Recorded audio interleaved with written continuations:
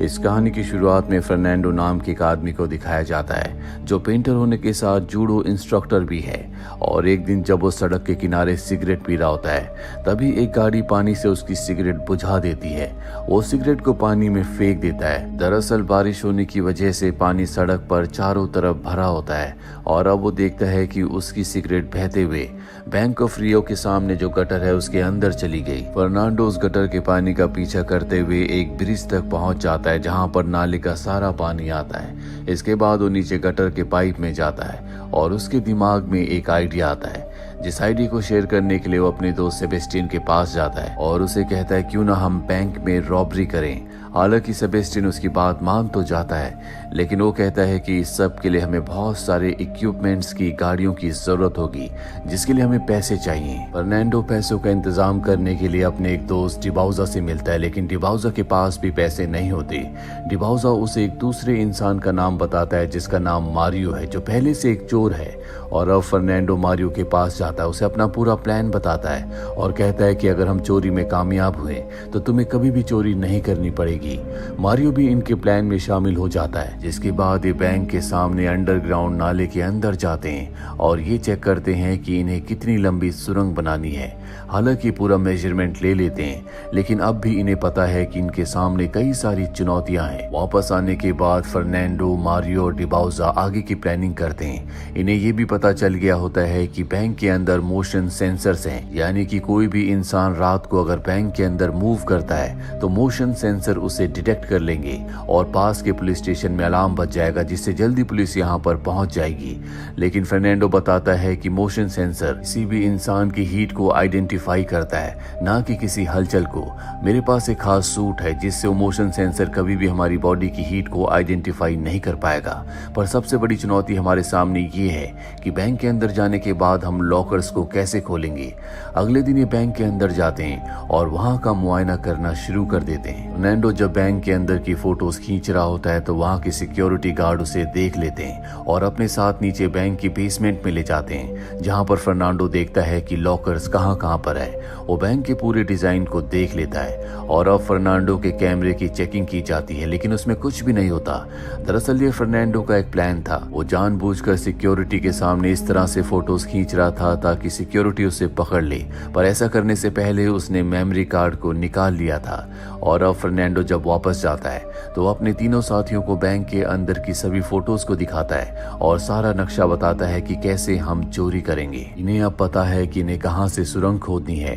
साथ ही इन्हें ये भी पता होता है कि बैंक में जितने भी लोगों का पैसा है उन सब पैसों का इंश्योरेंस किया गया है, यानी कि नुकसान सिर्फ इंश्योरेंस कंपनी को होगा। अभी अपनी टीम में एक और आदमी को शामिल कर लेते हैं जिसका नाम एल्बर्टो है। लेकिन अभी भी इनके सामने सबसे बड़ी चुनौती ये है कि बैंक के अंदर जाने के बाद ये लॉकर्स को कैसे खोलेंगे, क्योंकि बैंक के अंदर 400 लॉकर्स हैं और अगर ये टॉर्च से एक लॉकर को खोलते हैं तो इन्हें 400 लॉकर्स को खोलने में 400 मिनट्स लगेंगे जो लगभग 7 घंटे हो जाएंगे और इतने वक्त तक ये बैंक के अंदर नहीं रह सकते। इसीलिए मारियो तय करता है कि वो उसी बैंक की दूसरी ब्रांच में अपना लॉकर खुलवाएगा। अगले दिन वो दूसरी बैंक की ब्रांच में जाता है और वहां पर अपना लॉकर खुलवाता है और वो लॉकर के मैकेनिज्म को बहुत ध्यान से देखता है ताकि उसे पहचान सके कि उसे कैसे खोला जा सकता है। इसके बाद वो अपने साथियों के साथ एक वैन को भी चुराता है ताकि इसी वैन से चोरी के पैसे को लेकर ये भाग सके। वैन को लेकर ये एल्बर्टो के घर जाते हैं क्योंकि एल्बर्टो की जिम्मेदारी होती है कि वो सबको वहां से निकालेगा। पर तभी पुलिस इनके पास आ जाती है। वो इनसे इंक्वायरी करने लगती है पर इतने में एल्बर्टो अपनी पत्नी के साथ वहां पर आ जाता है और पुलिस से कहता है कि हमारे गेस्ट है, हमसे मिलने के लिए आए हैं। वही रात को दिखाया जाता है जब सब के सब नाले के अंदर ड्रिल करना, सुरंग बनाना शुरू कर देते हैं। दरअसल पिछले 2-3 दिनों से सुरंग बना रहे हैं और आज सुरंग बनाते बनाते इनकी ड्रिल मशीन टूट जाती है। मारियो कहता है कि अब मैं और पैसे नहीं लगा सकता, मैं पहले इस काम में बहुत पैसे लगा चुका हूँ। मारियो की बात सुनकर फर्नांडो परेशान हो जाता है और वो अपनी गर्लफ्रेंड के पास जाता है।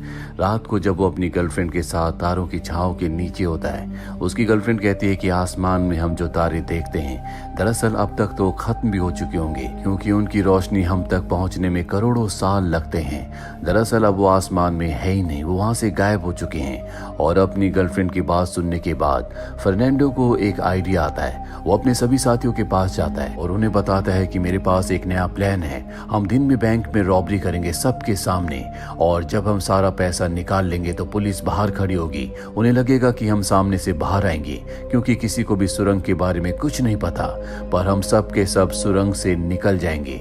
मारियो को और बाकी सभी को उसका आइडिया बहुत अच्छा लगता है, क्योंकि दिन में ना तो मोशन सेंसर्स का खतरा होगा, क्योंकि वो मोशन सेंसर्स को दिन में एक्टिवेट नहीं करते। साथ ही बैंक की जो सिक्योरिटी होती है रात को एम्प्लॉयज के जाने के बाद बहुत ज्यादा होती है, जो कि दिन में कम रहती है। अब अगले दिन ये अपने प्लान के मुताबिक अपनी उंगलियों में ग्लू लगाते हैं, ताकि उंगलियों के निशान कहीं पर भी ना रह जाएं। और अब ये सब के सब बैंक रॉबरी के लिए निकल पड़ते हैं। लेकिन इनका साथी जो सेबेस्टियन होता है वो नीचे सुरंग का काम पूरा करने के लिए जाता है, और बाकी सब के सब बैंक के अंदर जाकर सभी को हॉस्टेज बना लेते हैं। और तभी सीसीटीवी कैमरे में एक सिक्योरिटी गार्ड देख लेता है कि बैंक में रॉबरी हो रही है, इसीलिए पुलिस को बता देता है। जल्दी पुलिस बैंक के बाहर आ जाती है, जहाँ पर फर्नांडो ने एक आदमी को हॉस्टेज बना लिया था। वो पुलिस वालों से कहता है कि अगर कोई भी बैंक के अंदर आया तो मैं अंदर सबको मार दूंगा, और इसके बाद वो बैंक के अंदर आ जाता है। वहाँ मारियो को पता होता है कि कौन से सिक्योरिटी गार्ड ने पुलिस को यहाँ पर बुलाया है, इसीलिए वो एक औरत को गन पॉइंट पर ले लेता है और उसे कहता है कि तुम्हें बाहर आना होगा, जिसके बाद उस सिक्योरिटी गार्ड को बाहर आना पड़ता है। मारियो उसकी गन ले लेता है और उसे बाहर भेज देता है, क्योंकि वो इनके लिए खतरा बन सकता है। फर्नांडो एक रूम में जाता है और एक एल्मीरा को हटाता है, और तभी उस एल्मीरा की दीवार के पीछे से सेबेस्टियन, जिसने सुरंग पूरी कर ली होती है, वो भी दीवार तोड़कर अंदर आ जाता है। इसके बाद ये बैंक के लॉकर्स वाले रूम में जाते हैं। यहाँ पर इनके पास एक खास मशीन होती है जो सेबेस्टियन ने बनाई है, क्योंकि वो एक इंजीनियर है, और इस मशीन की मदद से ये एक लॉकर को 7 सेकंड्स में तोड़ सकते हैं। अभी लॉकर्स को तोड़ना शुरू करते हैं, और तभी इन्हें एहसास होता है कि बैंक की छत के ऊपर पुलिस वाले पहुंच चुके हैं। वहीं बाहर जो पुलिस ऑफिसर होता है जो इस पूरे केस को हैंडल कर रहा है, वो मारियो को कॉल करता है। दरअसल मारियो ने उस सिक्योरिटी गार्ड का मोबाइल पहले ले लिया था, जिसे उसने छोड़ा था, और अब मारियो पुलिस ऑफिसर से कहता है कि अगर तुमने जल्दी बैंक की छत के ऊपर से अपने लोगों को नहीं हटाया तो मैं यहाँ अंदर फंसे सभी लोगों को मार दूंगा। पुलिस ऑफिसर उसकी बात मान जाता है, लेकिन फिर भी वो सामने वाली बिल्डिंग की छत पर अपने 2 स्नाइपर्स को तैनात कर देता है। मारियो पुलिस ऑफिसर से कहता है कि मैं मिनिस्टर से बात करना चाहता हूँ। वो कहता है कि मुझे इसके लिए 1 घंटे का वक्त चाहिए।